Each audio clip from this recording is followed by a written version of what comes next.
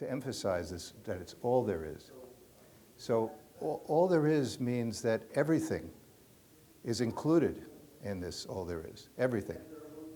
Every thought, every idea, every concept, every feeling, every sensation, every emotion, every notion of individuality is also included in this all there is.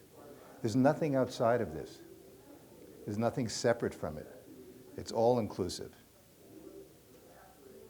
So thoughts arise in this all there is, and some of these thoughts seem to refer to an idea we call self, we call me, I. And in those self-references, there arises another thought. I call it a thought, but I think most of us think of it as a belief, that these self-references actually refer to a someone outside of all there is, independent from all there is. And this is a very precious belief. It's the essence of the world as we see it. It's the essence of the world of appearance. This belief, which is really, again, just a thought. It's a thought that's thought to refer to something outside of thoughts, something with substance that's separate from all there is. This belief begins the whole idea. Think of time. Time is also a concept, a thought, an idea that's arising in this all there is. Space, separation.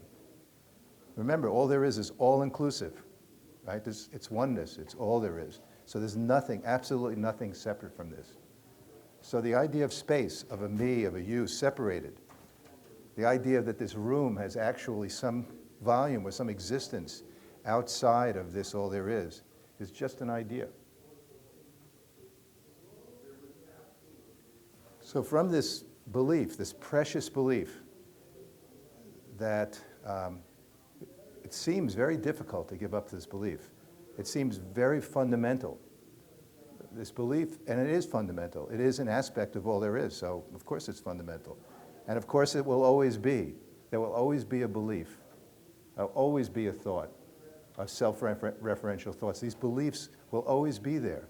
They don't belong to anyone, but they will always be there. They're an aspect of life. They're an aspect of life as we see it.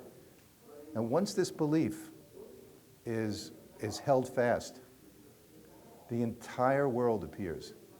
Because with this belief that there's a separate self, there's also a belief that there are others. And there's also a belief that you're somehow separate from all there is. And there's a sense of longing, a sense of lack.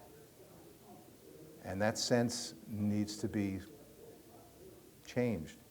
It's painful sense. It's this longing, this sense of lack is painful. So now we have an individual who feels this longing, or seems to feel this longing. Of course, the longing doesn't belong to anyone. It's also a part of all there is. But there seems to be an individual feeling this longing. This longing obviously is a feeling, a thought, also arising to no one, also an aspect of all there is. But this longing now, this sense of incompleteness, this sense of separateness, requires completeness. It requires other. So out of this belief, this precious belief, the entire world appears. And time appears. Time appears to be referred to actually, what is time really? It's a thought. We talk of memories. And what are memories? Memories are also just thoughts arising in the all there is.